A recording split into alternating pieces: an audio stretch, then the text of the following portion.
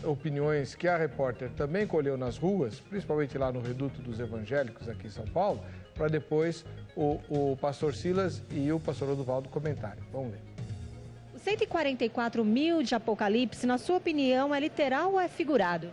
A Bíblia foi escrita em 3 linguagens, alegórica, figurativa e literária. E os 144 mil assinalados de Apocalipse está claro. Eles são, de fato, literalmente, da tribo de Dan, 12 mil, de Esacar, 12 mil, de Zabulon, 12 mil. Isso é literalmente assinalado no período da chamada Grande Tribulação. Figurado.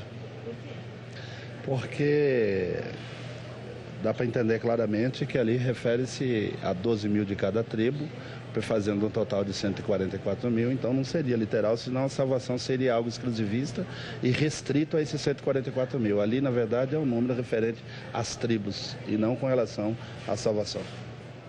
Olha, eu não acho que é figurado, não. Acho que não é historinha para boi dormir, não. Acho que é realidade. Tá, eu creio que realmente vai ter, sim, esses 144, porque a Bíblia não é mentirosa, né? Figurado.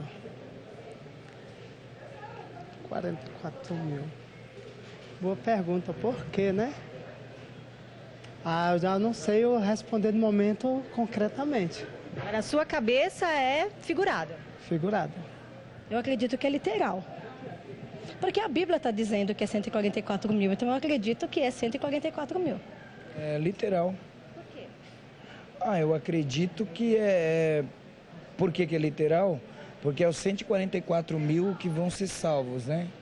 Mas é no sentido literário, que já tá definido esse 144 mil. Então eu acredito que é literal, por isso. Uau, mas 144 mil só salvos é muito pouco salvo, né? Será que o céu é tão pequeno assim? Menor do que o Maracanã. Pois é. Já pensou? Não, brinca não. Agora, o que eu acho engraçado, antes do pastor Silas falar, pastor, olha só. Eu acho interessante as pessoas falando, não, é claro que é literal. O outro diz assim, mas está explícito que é figurado. Você pode ter a opinião que você quiser, mas não venha dizer que é claro o que está explícito, porque isso não é verdade. Olha só, o reverendo Samuel Labanca, de Arapoti, no Paraná, ele é pastor jubilado da Igreja Presbiteriana do Brasil. Ele diz assim, não tenho dúvidas que o número é figurado. Para argumentar sobre essa afirmativa, vou historiá-la. O 3 é o número do céu, sei lá por quê. O número 4 é o número da terra, também não sei. Multiplicados um pelo outro, temos 12. As 12 tribos de Israel. Que multiplicadas por 12 é o número dos apóstolos, que dá 144. Que elevado a milhar, símbolo da eternidade, temos simbolicamente o número dos redimidos de Israel, 12 mil de cada tribo. Nós, cristãos, que não somos judeus, não estamos nesse grupo. Pertencemos à multidão dos remidos que estão diante do trono, conforme o capítulo 9. Então, o que o reverendo Samuel está colocando é mais uma interpretação. Esses 144 mil é um número simbólico, mas que representam os judeus salvos, que não são só 144 mil, mas são os judeus salvos e não os outros das outras posições. Enfim, se há uma coisa que não está clara, é isso. Pastor Silas. Antes de comentar sobre a mulher vestida de sol e sobre os 144 mil como um número total, eu gostaria só que os irmãos tivessem cuidado, irmãos. Eu percebo que os irmãos às vezes falam assim, é claro, mas por mais que você defenda a posição literal ou alegórica, você tem que ter argumento, né, pastor? Tem que ter pelo menos um pouco de conhecimento da Bíblia. No capítulo 4, verso 6 do livro de Oséias, diz que o povo seria destruído porque estava lhe faltando conhecimento. E aquela geração de Oséias foi destruída depois. O que eu vejo hoje é muitos irmãos, às vezes ficam anos na igreja e por mais que se defendam, como eu e o reverendo aqui, cada um defende uma ideia, mas a gente tem uma linha de raciocínio e estuda sobre isso. A maioria dos crentes não fazem isso. E eu deixo um conselho para os irmãos, em nome de Jesus, para os irmãos se preocupar mais, gastar um pouquinho mais de tempo na leitura. A gente gasta muito mais tempo com coisa que não... dedicar pelo menos uns 30 minutos por dia ao estudo, né, pastor? Ou ir para uma escola dominical, ter o cuidado de, se for possível, fazer um curso, porque isso vai ajudar os irmãos demais. Em relação ao que o pastor falou, pastor, o senhor? Duval.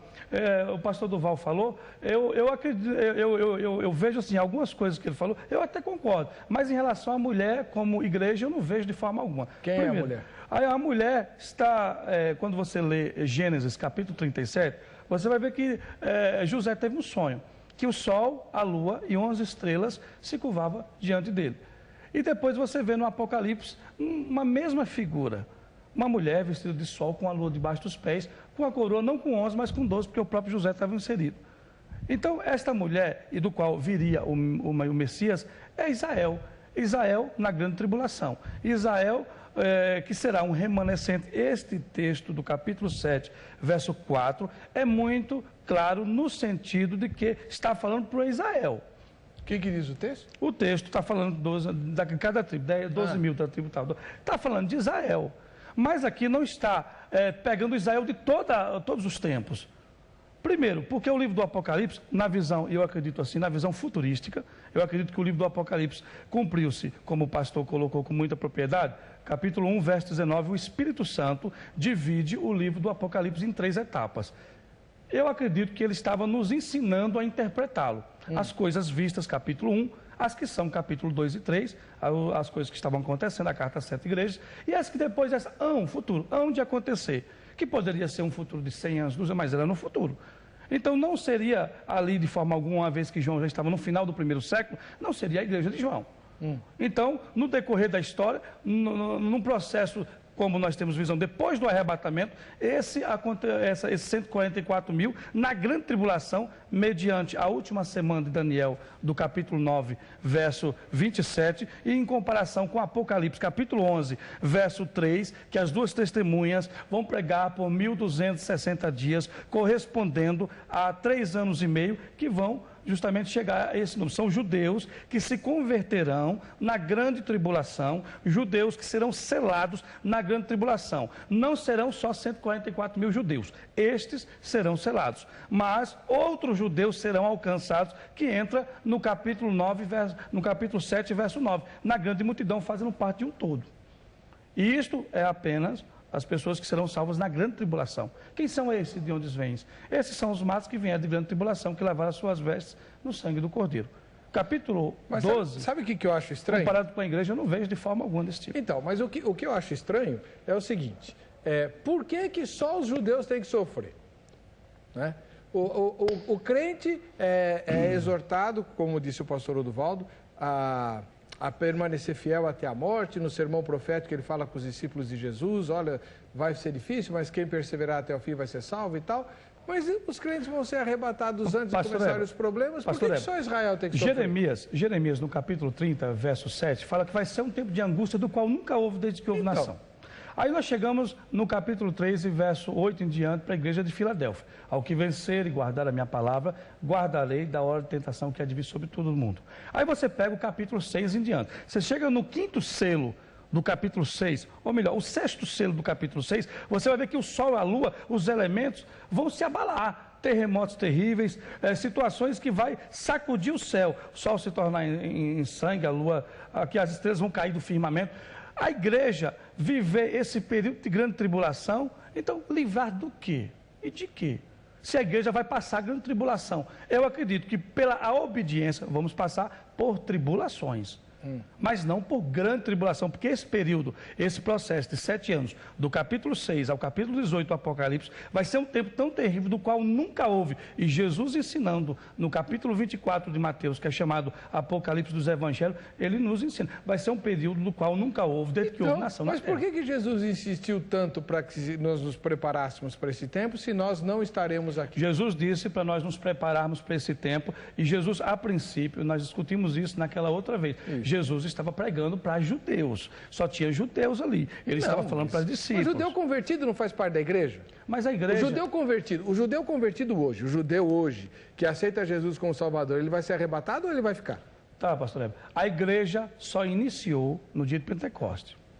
Pastor, 50 dias. Tudo bem. 10 anos depois entrou o primeiro gentil na igreja, por Cornélio.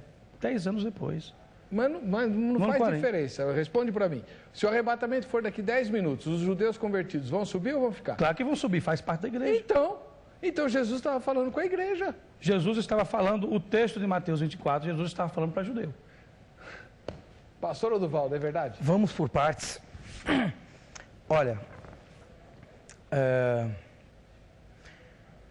eu sei que parece estranho, mas acho que a melhor forma de nós enxergarmos essas duas multidões é que elas se referem ao mesmo povo. Mas só um pouquinho, um vai ficar na terra e o outro no céu. É aí que está o negócio, é a diferença de perspectiva. Mas é o texto que diz. Então, um visto do ponto de vista da terra e o outro visto do ponto de vista do céu. A linguagem tem que ser mais ou menos a mesma. A questão alegórica e simbólica é justamente essa, a gente dá a interpretação que quiser. Não, mas veja, dizer 12 mil vezes 12 mil vezes 12 mil, então os irmãos terão que manter também que a cidade de Jerusalém só vai ter 12 mil côvados, que são as mesmas medidas, o mesmo número. Mas Apocalipse no capítulo 21 fala, e viu um novo céu e uma nova terra. A Jerusalém, no verso 17... E essa Jerusalém que desce é um cubo perfeito. Mas e a terra vai existir para quê? Para nós habitarmos nela. Então não precisa ficar todo mundo dentro da Jerusalém, se formos olhar. Que fique como santuário. E quem que vai ficar na Nova Jerusalém? Pastor, que fique como santuário. A Jerusalém é como que um santuário, um gigante. Não, porque no capítulo 21 desce uma noiva. E depois desce a cidade como ataviada para a noiva. A Jerusalém é descrita de duas formas também lá. É descrita como uma mulher que desce para o seu noivo ataviada, e também é descrito como uma cidade, que é um templo, pode até ser, tudo bem. Mas o problema todo aqui é que não tem como... Então, deixa eu ver, eu queria que o senhor explicasse melhor essas duas perspectivas, do céu e da terra, da multidão. Isso. Novamente, a gente tem que dar o crédito da interpretação. Essa interpretação é uma interpretação clássica. Quem a primeiro apresentou foi George Eldon Ladd, falecido em 1984-85. Tem a teologia do Novo Testamento dele ditada pela nossa Juep. E o comentário ao livro de Apocalipse. Que também é dele também. A coleção... Cultura Bíblica. É uma série azulzinha marinho, né? Então, clássica, né? Então, George Eldon Ladd, eu acho que a exegese lá, não dá para falar tudo aqui, está coerente. As multidões são as mesmas, mas vistas de perspectivas diferentes. Do ponto de vista da terra, ela é o Israel de Deus. E o Israel de Deus, segundo Paulo, é a igreja. Paulo fala isso num texto só. Mas o milênio também é falado num texto só. Se a gente for levar a frequência... E há controvérsias para esse texto. Lá não pode ter controvérsia. Claro que está escrevendo a igreja de Gálatas. Lá não pode ter controvérsia. Lá ele não pode estar dizendo paz sobre todo o Israel de Deus. Ele está escrevendo para a igreja de Gálatas. Lá não pode ter controvérsia. A controvérsia se torna difícil porque para a teoria pré-tribulacionista, aquele texto engasgou. Né? Bom, então, todas as teorias têm engasgo. Tem. Então eu acho que a gente pode... Eu acho que a posição de George Eldon Ladd é bem equilibrada. Então vai, explica. Que é, os 144 mil recebem selo, esse selo é de proteção, e representa o povo de Deus na face da terra, descrito como Israel de Deus. E não há nenhum problema não nisso. Essa grande multidão, ela está chegando no céu e é perguntada até por um ancião, quem são esses? Aí a cena muda. Não é a mesma multidão, não tem a cena muda.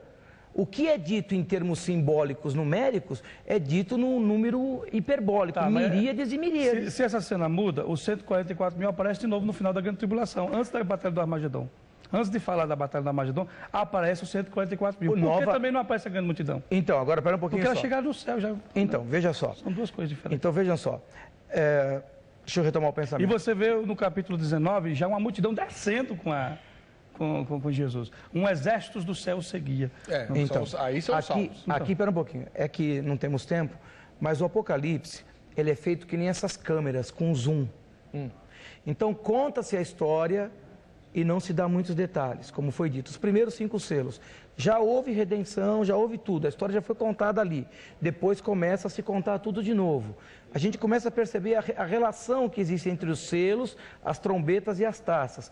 Quando a cena vai um pouco mais para frente, aí se concentra só no 5º e no 6º selo. Certo. Aí depois abre um pouco mais. Então, a ideia é que o Apocalipse é um zoom. Conta a história geral, depois vai fechando a câmera, até mostrar toda a cena que é mesmo.